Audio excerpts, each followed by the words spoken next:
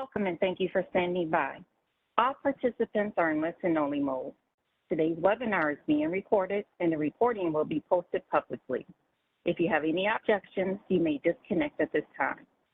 Now I would like to turn the call over to your host, Kim Brown. Kim, you may begin. Thank you. Good afternoon, everyone, and welcome to today's webinar, Veteran Data by the Numbers. My name is Kim Brown, and I'm a training specialist here at the U.S. Census Bureau. I want to thank you for joining us today for the Back to Data Basics webinar series. The series was created by the Census Academy team here at the Census Bureau. You can register for the webinars that are coming in the future, as this is our last webinar for this particular series.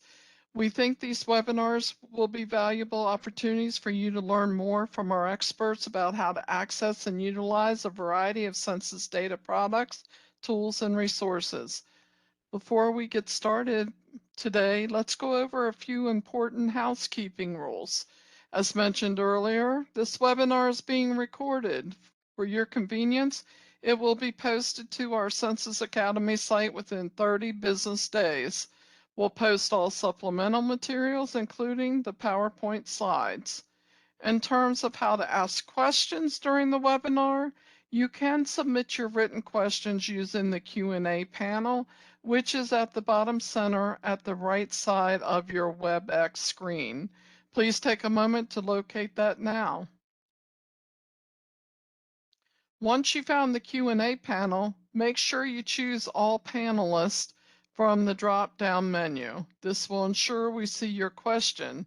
Don't send your question to an individual panelist. Also, we ask that you do not include any personal or business identifiable information with your question. Now let's talk about the chat panel. Look for that on your screen now. It's probably right next to the Q&A panel. Definitely keep that chat panel open also, because this is where we will provide key links and other resources. Keep in mind, you won't be able to respond to the chat. Chat is just for us to send you links and other resources. In the chat box, we will be sharing through our webinar the link for the evaluation. We are very interested in hearing from you on how we're doing. My colleague Viviana Garcia will be monitoring the Q&A panel. As time allows, we will answer your questions directly through the Q&A panel, or we will share your question with the presenter to respond to after the presentation. If we don't get to all the questions with a response during the webinar, we will post the Q&A responses with the webinar within 30 business days. Lastly, near the end of the webinar, we'll put into the chat a link again to the evaluation so you can tell us how we did today. We hope you'll take the time to complete, as we're always looking for ways to improve our training. As you know, we are in a virtual environment and sometimes technical difficulties might occur. If you are having issues, try a different browser such as Chrome, or consider logging out and coming back into the session. If you are having audio issues, try selecting the computer audio or calling into the webinar via phone. Now, I'd like to introduce you to our speaker, Dave Schuler. Dave, you may begin. Hey, good afternoon, everyone, and welcome. If you are a veteran, thank you for your service. We're here today to look at veterans by the numbers, not only from a demographic standpoint, but also from our economic program standpoint. Just real quickly on the main screen here, I give a shout out to all the uniformed services and the veteran services organizations. When you get the presentation, all of these will have a link where you can get to them. And if you press on the VSO one, you'll see the complete list of congressionally approved veteran service organizations. So without further ado, let's get into it here. Okay. I had my own housekeeping, but hey, Kim did a good job. I do encourage engagement. What is a veteran? A veteran is someone who wrote a blank check made payable to the United States of America for an amount up to including their life. And that blank check is cashable anytime. We all did it. We all volunteered. We all knew that we were, well, older veterans, of course, there was the draft. But, you know, we all were prepared to sacrifice. So Title 13 of the U.S. Code defines a veteran as a person who served on active military, naval, air service, or who was discharged or released under conditions other than dishonorable.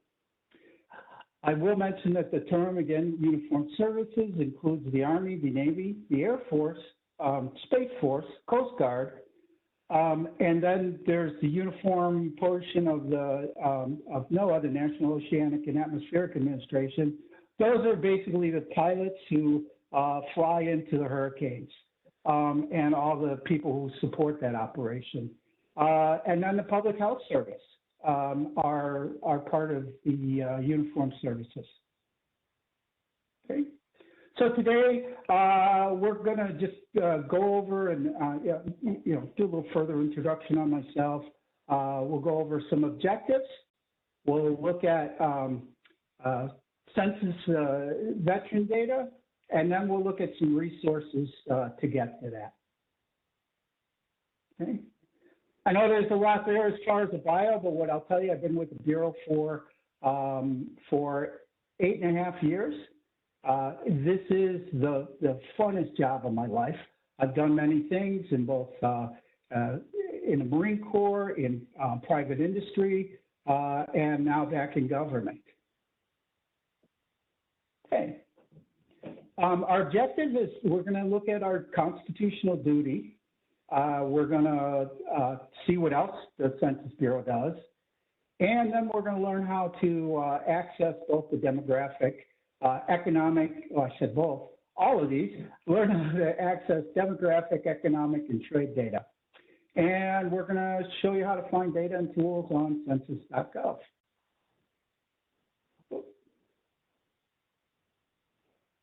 Okay.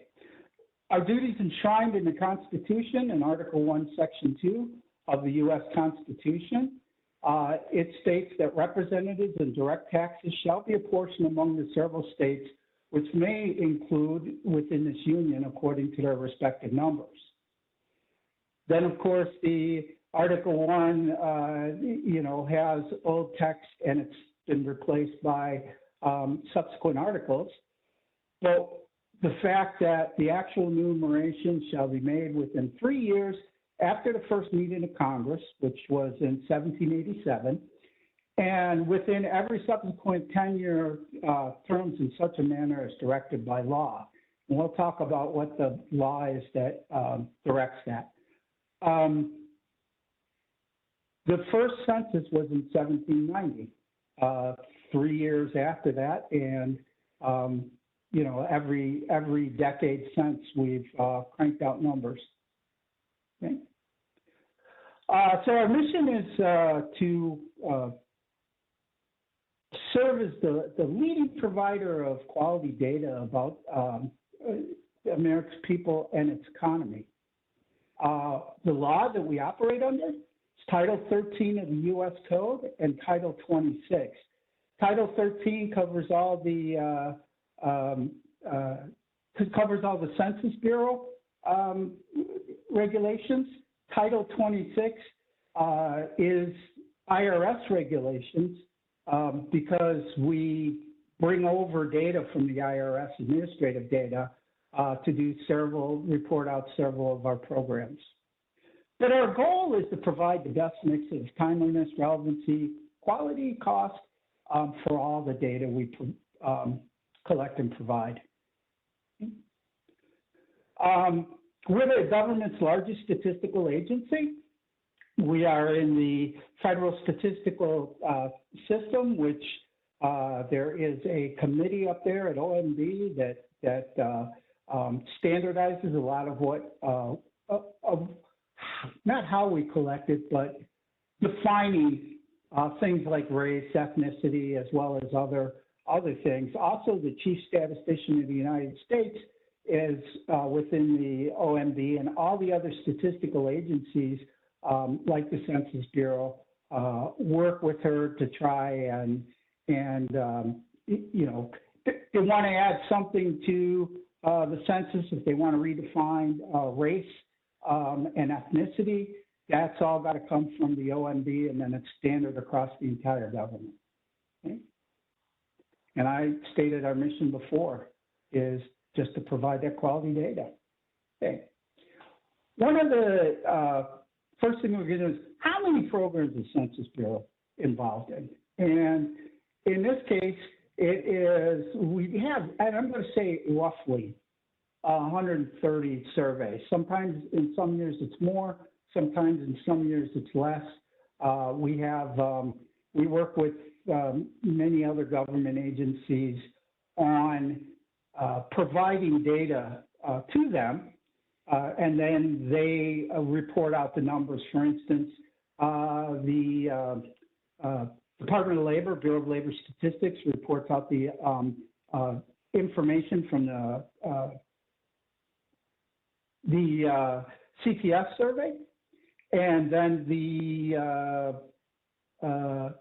Department of Justice Statistics reports out information report for National Crime Victimization Survey, the Health and Human Services reports out other health data that we collect, and data on, they use data on insured folks. Okay, so basically, if you want to find a survey for a particular topic, I'm going to use the Census Survey Explorer tool right over here on the right, and I'm going to just type in, if you'll see, this is all of them. I mean, they have a list of all of them. And the neat thing about the Survey Explorer is you can come in here and you can look at what the frequency of it is, what geography level it covers, and then the topics that are embedded underneath it, as well as subtopics. There are, again, we have surveys that are monthly, quarterly, annual, and then the every 5-year decennial, the economic census, and the census of governments are all done on a 5-year interval. Okay, so if I want to know what surveys have information about veterans, I'll go type in veterans here, and then I'll just hit enter. Okay, and it has given me, by magic, it has given me all of the surveys that have information about veterans in them. I will say that the annual survey of entrepreneurs has been replaced by well, I guess it feeds into the small business owner survey, which we now call the annual business survey, has replaced those. So the annual business survey will give us numbers of veterans, and it will give us information down to the metropolitan area. When you start getting into counties, cities, and towns, you start seeing less data presented because, again, Title 13 of the U.S. Code says that we will not reveal any person or business within our data. And if they can be revealed in our lower level data, it'll be rolled up into the next higher level. So if you're looking for track data, it's not there. It might be at the county level. Okay, and then also we have the annual business survey, which gives us information on characteristics of business owners, and we'll take a look more closely at that. Non-employer statistics, I'm just going to say this off the top. There's two types of employment statistics. There's that the annual business survey covers employed people, and it doesn't report out on non-employer statistics. And business owner characteristics are veteran status it can be seen in that. It's a little tough because you can only see it at a very high level. Okay. And then we have a couple of other one. Survey of business owners is done. I mean, that's been replaced. Hopefully it'll drop off here soon. And then the veteran employment outcomes is just an experimental data looking at, in this case, it was the Army and where people went to after service. Okay, let's go back. Okay, so a little bit about veteran demographics, and this is the nation as a whole. We have 16.5 million veterans, or 6.4% of the population is a veteran. There are 14.8 million male veterans and 1.7 female veterans. There are 3.9 million veterans who are 75 and over. And that's from all periods of conflict or peacetime. Florida has the highest number of vets, 75 plus, at 364,000 and some change. Alaska has the highest percentage of vets per population at 11%. The 10 states with the largest veteran populations are Texas, Florida, California, Pennsylvania, Virginia, and so on and so forth, which really isn't a surprise if you look at these and think in terms of how large those states' populations are. If you if you look at the civilian or total population for those states, it'll pretty much fall out. The top 10 will fall out as you see it here. Okay. So veterans and when they served. So U.S. veterans, we had, roughly 26 million U.S. veterans back in 2000, and that number has expectedly gone down because there were a lot of veterans from World War II that are, passing on. Same with the Korean War. And Vietnam. We're starting to see the Vietnam veterans age out. Okay? So veterans by the year, and as we can see here, going from 2000 up to 2021. In this case, there were no Gulf War veterans in 2000 because it didn't start till 2001, till 2001. Gulf War veterans, again, we're climbing to see the number of veterans because of the ramp up of the two conflicts we had in the Gulf. And then Vietnam veterans, they're right now our biggest group of veterans that we're working with. But as you can see, we're starting to those are starting to age out and unfortunately no longer be around. Korean War veterans, same thing. We're down to a smaller amount of those folks that are still around. And I think a lot of that statistic you will see 75 and older veterans are what falls in there, as well as World War II, working down. But if you look at, the number of World War II veterans that have, moved on to another plane, it has been steadily, walking down since 2000, where we had a little over 5 million World War II veterans, and now we have, I think it's 345,000. And then, of course, there's the peacetime veterans, which, I will just say, as a Marine veteran, a peacetime Marine veteran, I was involved in a lot of being moved around on the chessboard, and I look at peacetime veterans as being an extremely important number, because you got to ask yourself, how did these guys get trained to go to war if the peacetime veterans weren't there? So very important group of veterans. And, you know, the service is service. You know, also think about the veterans in the uniformed services of public health and then NOAA. So let's take a look at what kind of data we can find. Okay, the American Community Survey has our largest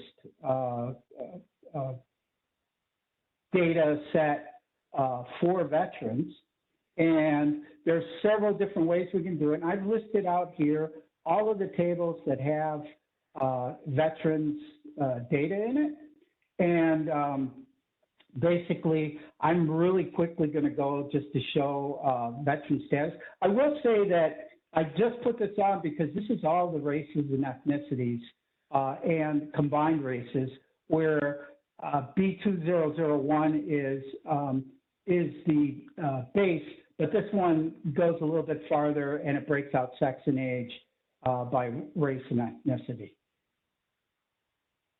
Okay, so one of the most informative subject tables that I have found is the S2101. And the S2101 gives us all that rich data. Let me do this here. Gives us all the rich data from the period of service, you know, the age, the race. And these are all, there's the total, actually I'm gonna pop off this margin of error. There's the total, and then there's the number of veterans. So, you know, of 74 million, 0.3, 18 to 34-year-olds, 1.3 million of them are, you know, are veterans. And same goes for, you know, down the line here of the other veterans, period of service, or no, I'm sorry, period of service age. Then we get into the breakdown. We can look at the breakdown of race and ethnicity. And let me move over just a little bit here. This is probably the more important column, the veterans and the percent of veterans. So we can look at, you know, being able to tell not only the number of veterans, but their percent as compared to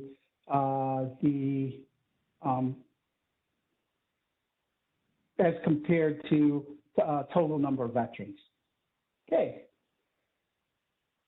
The other thing we can do, the really cool thing about we're in Data.census.gov, and I'll talk about this a little more, is you'll notice I just clicked on margin of error here and took it away. The margin of error is associated with every survey we do because we're estimating. So it gives us a margin of error on all the variables. When you're talking about data at the national level, state level, even a lot of cases county level, but you can pop on the margin of error to look at it. Taking a margin of error, you know, just not having it in your table sometimes a little more helpful. But you got to pay attention to that margin of error, because if it is high, you need to think about whether or not that data is, you know, is believable. When your margin of error, we either report it as a percentage or we report it as an actual number. And the margin of error, you could just, you know, you could tell. I mean, plus or minus 0.1 is a very small margin of error. But as you get smaller in geography level, more down towards the lower level geographies, you'll see larger amounts of margin of error, especially in your track data and your block group data. Okay. Again, going through, we're able to pull up a lot of really good statistics on veterans in terms of education, in terms of employment status, poverty, disability. So there's a lot of good information that can be gleaned out of this. And like I said, in the on the American Community Survey, that information is viewable down to the block group level. So the basics of geography, I'll just go over real quick, are blocks, which make up all our geographies. Block groups, which roll into tracts, tracts roll into counties, counties roll into states, states roll into national. But then we have all those other congressional districts, school districts, and all those that are actually calculated off of blocks. So you'll see as you go through the information here that that geographical hierarchy for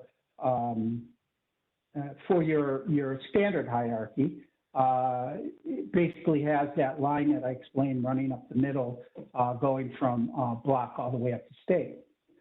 The ACS will only present information down to the block group. The decennial will report information down to the block level. But on the decennial, you're not going to see veteran status because that got moved from the decennial, the long form, which went to 25% of the respondents in 2000, to the short form, which is 10 questions, basically asking about age, relationship to householder,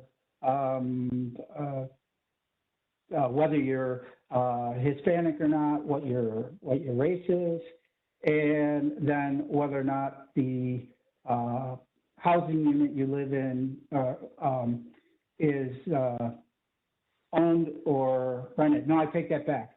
The housing units are either for the decennial or either vacant or occupied. Now I'm going to pop back to my presentation here. Okay, and again, all these tables are very good and they're very easy to get to, and I will show you that shortly on the other one. Your comparative social characteristics and your selected social characteristics are kind of, I call them their large net to cast. And it'll give you some idea of, in this case, I'll go into the data profile. And it'll give you some idea of, when we scroll down here on the right side, it gives us some veteran data from a macro level. And it gives us the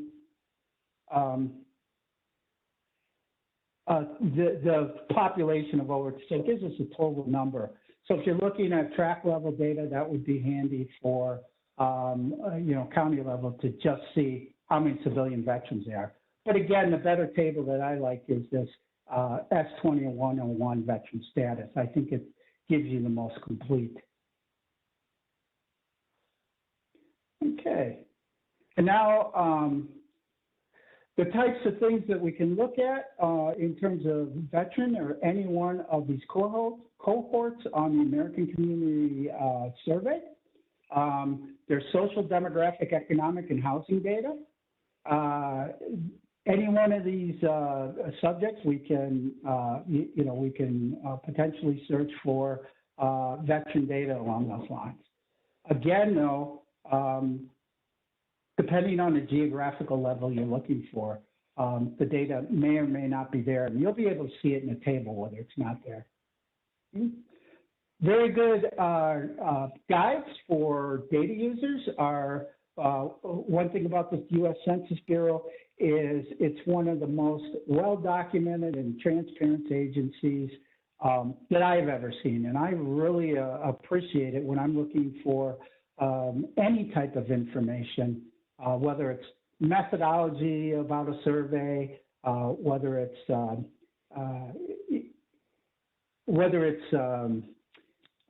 technical data or data itself, just trying to understand why we did it the way we did it. And that's explained within this user handbook for the American Community Survey.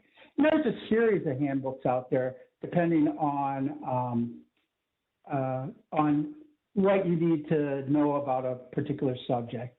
And if I just hit guidance for handbooks for data users here, and with the magic of the internet, we come down and we'll see what data users American Indians, what federal agencies need to know, what people who are using public use microdata need to know, and we'll talk about that a little bit later. And as well as what rural data and what the business community needs to know. These are all very, very helpful guides to you getting the most out of the American Community Survey data. I mean, it goes on and on. And there's a very good guide in here about the overview of the geographical areas for ACS data, which I highly recommend taking a look at in addition to the individual handbooks themselves. This one on geography is very, very good.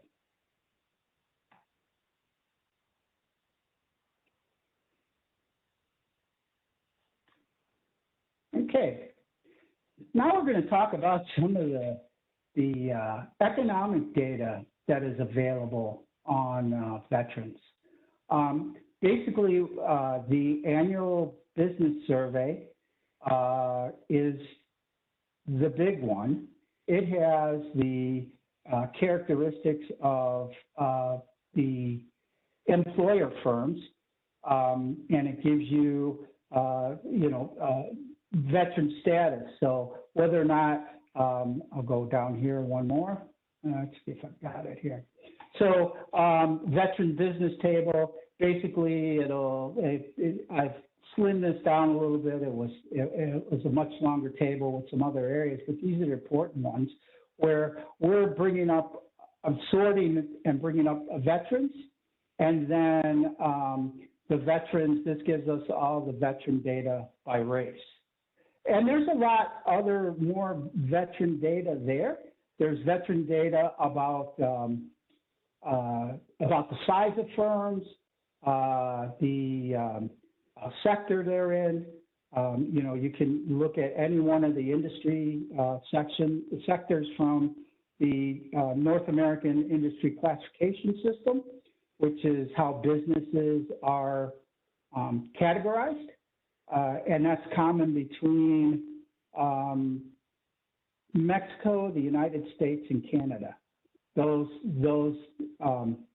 formats are used exactly the same. So you can follow businesses and trade across those particular areas. Okay. One thing I will say real quick, because I didn't put a slide in here about trade. The U.S. Census Bureau does all of the data work for Customs and Border Protection. We run the automated export system, and what you see out of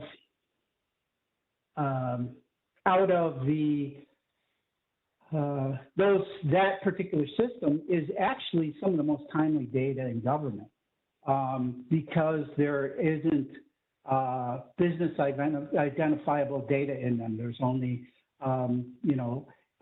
data by industry, by product, and just very useful. Unfortunately, there is no veteran data that I've seen within those records.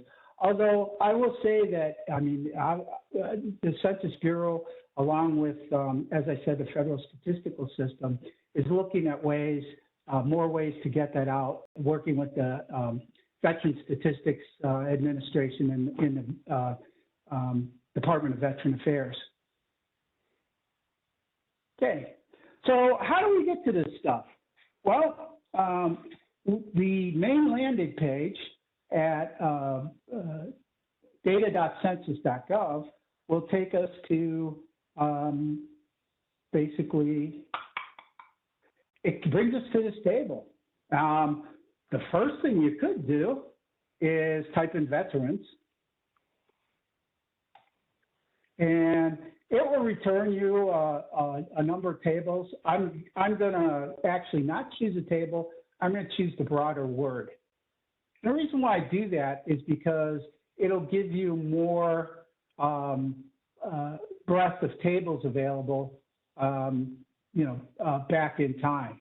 Now, I will tell you though that underneath each table, you're able to do a drop down and actually look at different years that data was available. So you can go back to 2010 in the veteran status, and then all of the by race, white, black, American Indian, Nazca Native, Pacific Islander, Hawaiian and Pacific Islander, and then the combination of races. Okay. If we go down here to kind of the later in the thing, we start seeing that we're getting into the products, if you pull this down, are decennial related, decennial 2000, because remember I said in 2000 we had the 25% sampling of the population, and those statistics were reported out during the decennial. When again, that changed in 2010 because of the American Community Survey was started to give you that annual snapshot of data, whereas the decennial gave it to you, and then as the years progressed in the decade, of course that data gets more and more stale. So the American Community Survey was meant to be able to give more timely data, more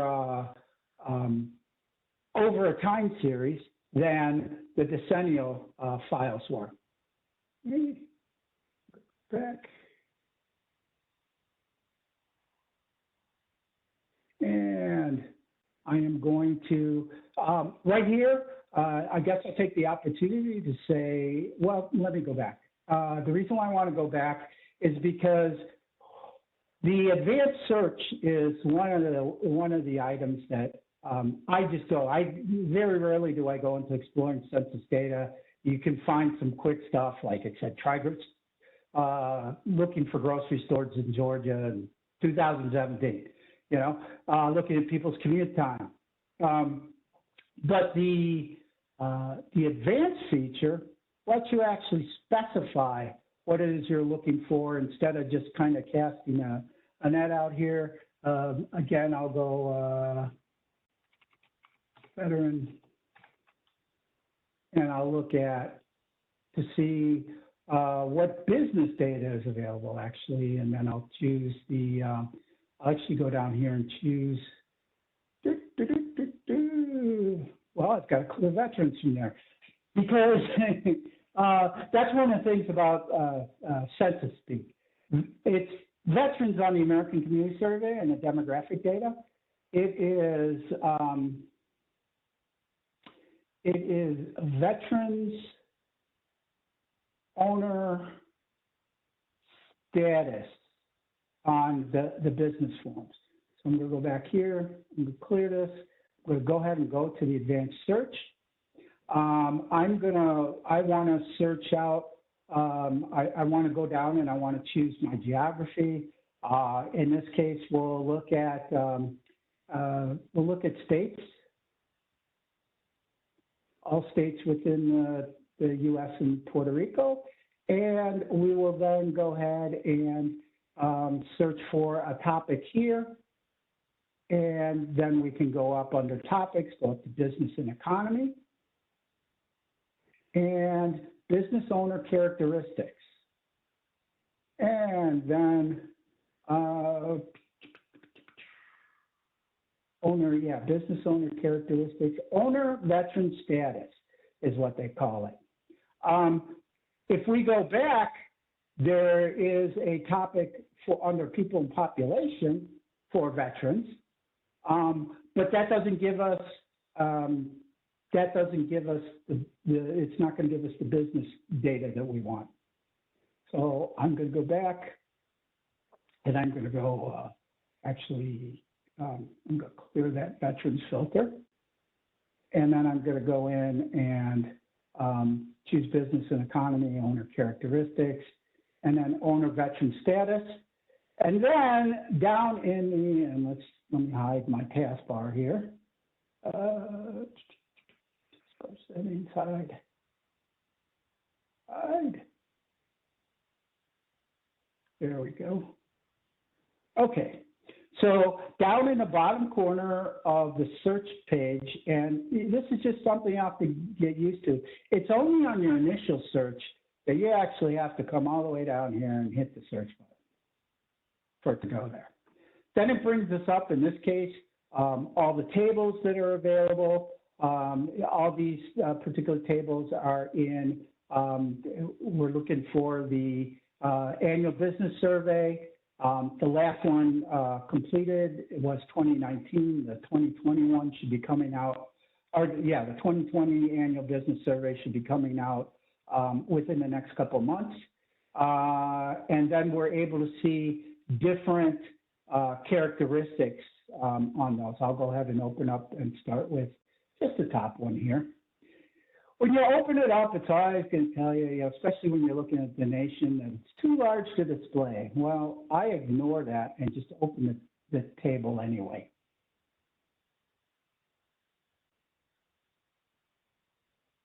And you can, of course, download the table into, right from the start. You can download the table into CVS files and be able to import it there. The only challenges there is that the CVS files, you have to match up the headers with the metadata, and there's another file within the zip file for metadata. I don't know what's going on. Usually when it takes time like this, I will refresh the page just because, there it goes. Hey, you gotta be patient. So here we're able to pull down all the data, but we just want data for veterans. There's two ways you can manipulate this. One, you can bring it down and do the cleaning in Excel, or you can actually do it right here on the columns and be able to take out ones that you might not need. Like, for instance, right now I'm going to take out the 2017 NAICS code, the meaning of NAICS, and let's just get rid of some of these other ones that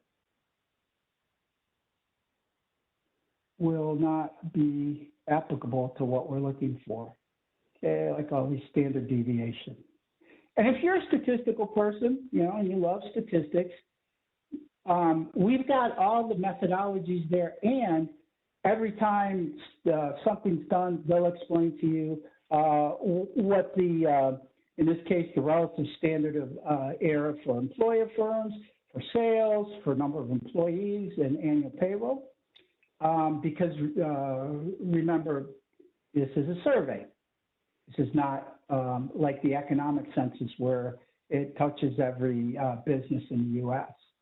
Okay, so you can do that filtering here, or you can, like I said, download it to Excel and be able to bring out the data. And I'm able to better sort data there. I'm just more used to it, and it's basically taking me offline, and it's quicker than sometimes waiting for Data.census.gov to do the sort for you. For instance, I can I can do any number of things with the columns. The other thing I want to say is that there's a set of notes here, which are very good to read because when you're trying to understand what the data is, the notes themselves, tell you how it's all broken out and what the meaning is, and what industry classification system that you can see, what sectors of business you can see. Okay? And very good notes. When you download the CVS file, this is in a separate file. If you download it as an Excel file, let me just go back and reset this.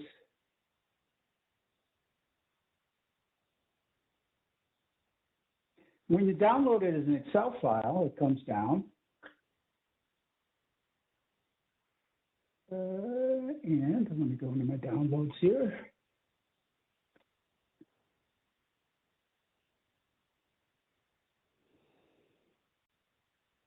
Okay. Oh, let's pop up here. Why not? Excel. Get out of full screen mode.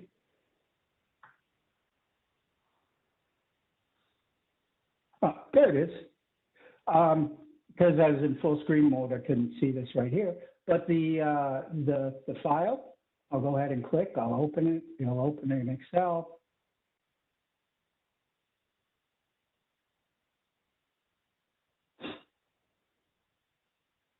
Okay, and again, here's all those notes you saw, and then the data page itself is, all of this you can, highlight the first row and then begin using your filter and sorts, to suss out, what you want in terms of just veteran data, get rid of all the noise of the other things, so you only see veteran data, in this case, by race and ethnicity. So there is just any number of things you can do in the data. The nice thing about bringing it down as an Excel is that it puts the metadata headers in there. So otherwise, in the CVS file, you'll see a code here. Then you have to go to the metadata file and figure out what that code means, what it means for geographic area, and so on and so forth across. Again, I find it easier to pull it down in Excel format because it does actually give you a better format than the CVS files, which are comma separated values. Okay, and let's go ahead and drop this guy out. The other thing you can get is thematic maps, which you can get from Data.census.gov. You can pull that up here. You can, instead of just seeing the data, you can map the data and get thematic style maps. You can change variables. You can change geographies. You can also put layers in where this doesn't give you the data for the layer, but it gives you the actual layer itself where, you can then go down and if you ran the data for counties, you'd see them here. But the nice thing on here is that you can, like all our thematic maps, pull it up and be able to view a profile.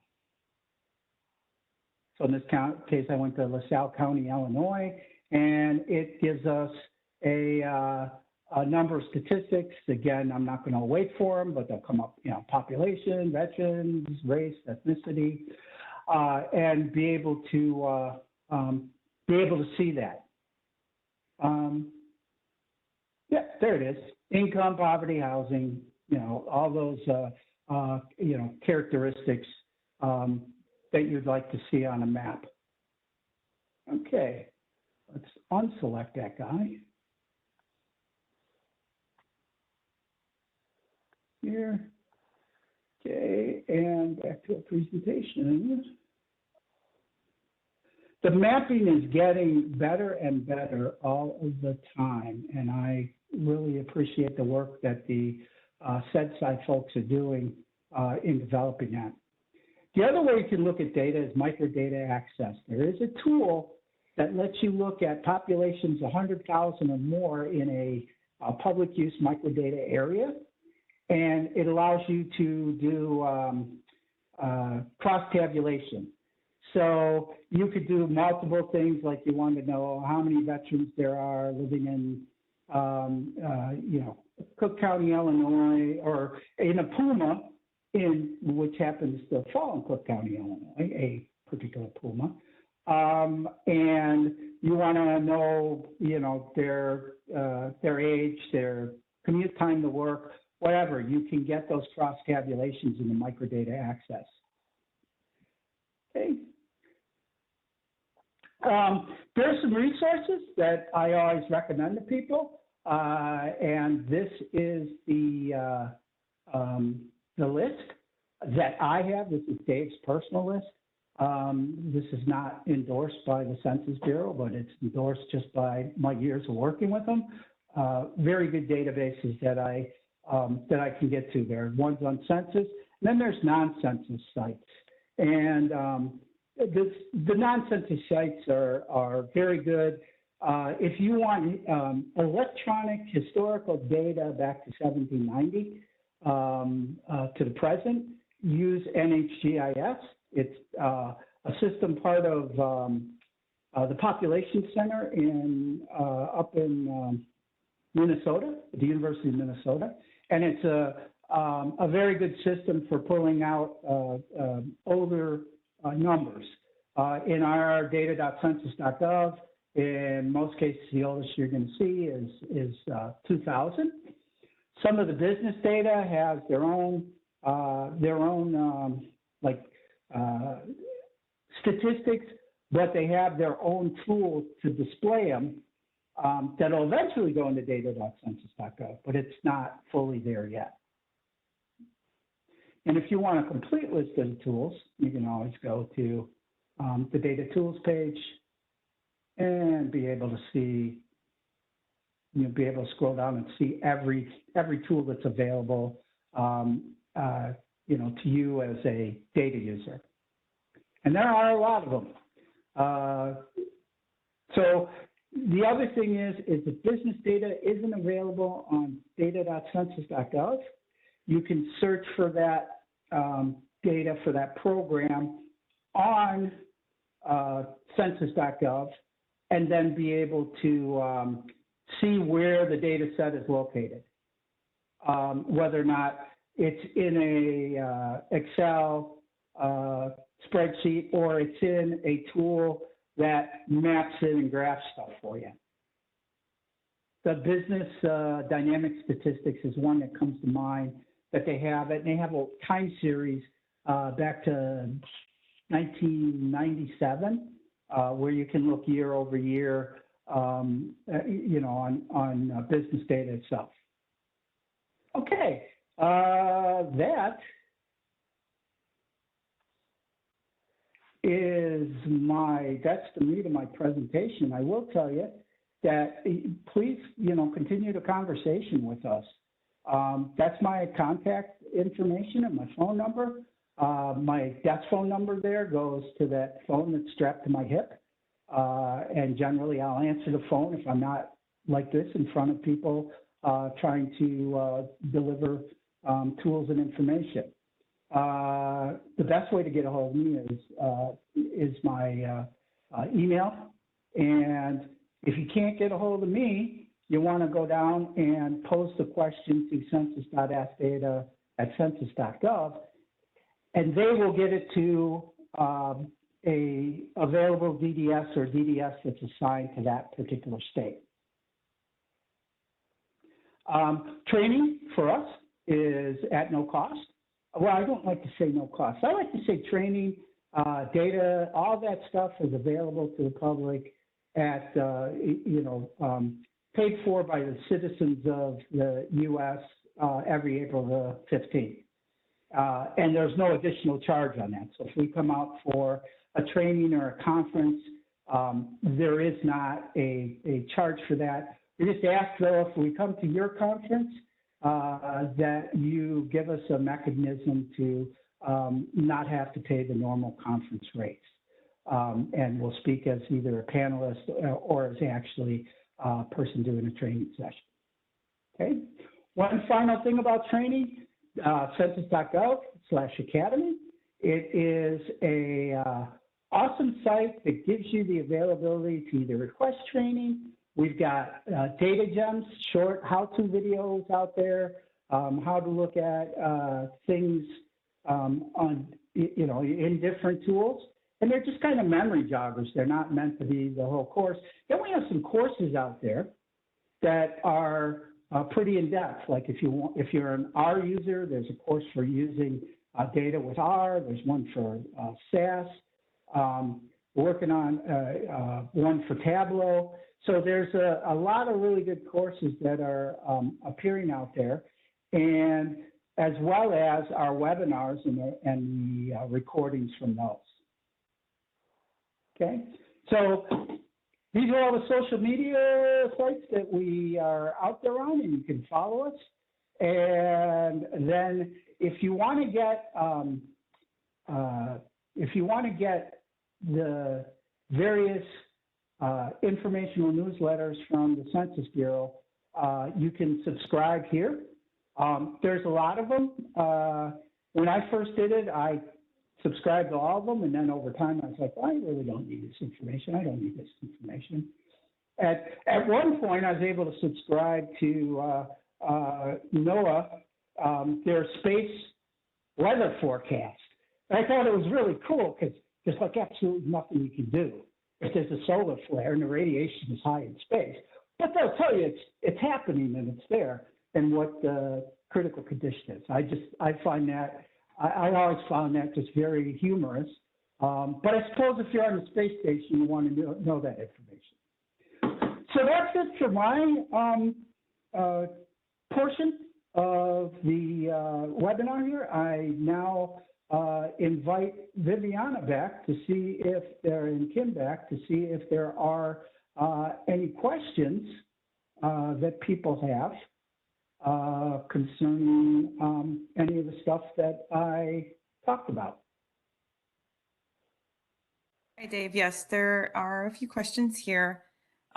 This is one of the very first ones. It says the veterans demographic information you shared in your first slide, what year is it from? It is from 2021. That's the latest data that was available for that. And it was the 1 year data set. Now I will very quickly explain, there's a 1 year and there's a 5 year data set. And then there's an also supplemental set. The 1 year data is populations above 65,000. So you're not going to see track data and zip code data in there, but you will see county level data, state level data, public use microdata areas, and that regional data within the 1 year data. The 5 year data table, which hasn't come out for 2021 yet, the 2020 is out. The 2021 5 year data comes out in December, and that includes all geography levels. Okay, hopefully that answers the question. Next question. Yes, thank you, David. The next question is, does the Census Bureau work with DOD and DOL to get real-time transition data from active duty members?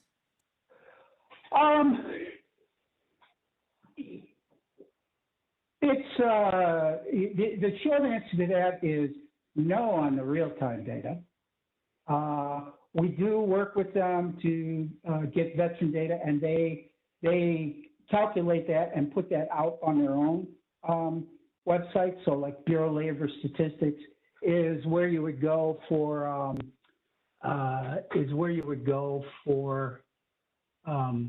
labor data. Although it's collected by us, that's where it's reported out at. And then, I'm gonna pull this whole thing over here, get it out of your way there. And then reported out by those agencies. Real-time data is very challenging to come by, and they usually don't capture the smallest time period data that we collect on the economic side is monthly. On the demographic side, it's annual. So those numbers are gotten there. But between the Department of Labor, the Defense Statistics Agency, the Veterans Health Administration, and their Veterans the Statistics Service, you'll be able to see a lot more in depth of the data that they collect, which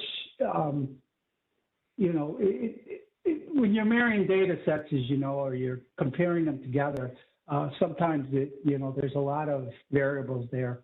So they're out there. It's just we don't have a means to do that. In fact, the Department of Defense is still working with Veteran Affairs to transfer medical records once a person leaves service. They've spent $10 billion on the system, and they still got nothing yet that's usable. So that's all in the works. That's changing. So hopefully in the future, as we go forward, more timely data will come there. But this is the most timely data that you'll get from the Census Bureau. Viviana, next question. Okay, one more question here. I think you answered this one already. Is there any data yet on numbers of OIF or OEF veterans, which is Afghanistan and Iraq? Well, yes.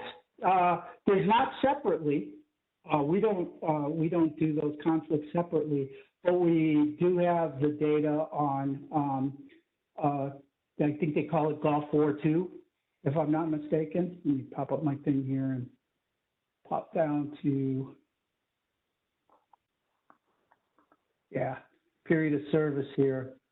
So we're going to see those veterans in this particular data set right here, 2001 or later. That's how they're being tracked right now. I imagine as time goes by, they'll try to, better define that. But right now, that's what we have, is that period from 2001 to current, the Gulf War veterans.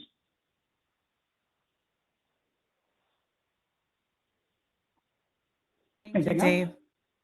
I think that's about it. I think the other ones we either responded to or we will email them. Okay. That sounds good. Well, thank you very much, everybody, for attending. Just to know, there's a lot of great veteran data out there that we have, as well as those other federal statistical agencies that carry. For instance, the VA carries a lot of health data on veterans and employment data, as well as the Bureau of Labor Statistics. So please check those out, and I highly recommend you going to Data.census.gov, see what's there. And again, if you can't find it there, I'll tell you what a gentleman told me when I started 8.5 years ago. I was having problems getting data out of the system we had at the time, which was American Fact Finder. And I'm like, how do I get to this data? And he said to me, it's real simple, Dave. You just Google and you put the word census in, and then the subject and area you're looking for, and it takes you to, it'll take you to the area you need to get to. So I found that very useful. Now, I will tell you that The search on Data.census.gov has tremendously improved. Also, the search on Census.gov has tremendously improved in terms of trying to get you to the place, the place you need to be just by asking the question. But it, like Google, will display pages of information there, and you can use Boolean expressions to narrow it down. Thank you very much, Dave, for this excellent presentation. Before we conclude, I'd like to thank everyone who played a role in today's webinar, and also, of course, thank you to you, our audience, for spending your time with us this afternoon. Please take a moment to fill out the evaluation by following the link provided in chat. Look out for the recording and the PowerPoint to be on the Census Academy within the next 30 days. I'd like to thank you for your sharing of your time with us through this whole Back to Data Basics webinar series. This is the last one in this particular series, but we are working on a new series to begin in January. So I hope you will check out our website on the Academy and see what the upcoming webinars are going to be so that you may register for this series that is coming up. This brings us to a close, so we thank you again and hope you have a great afternoon.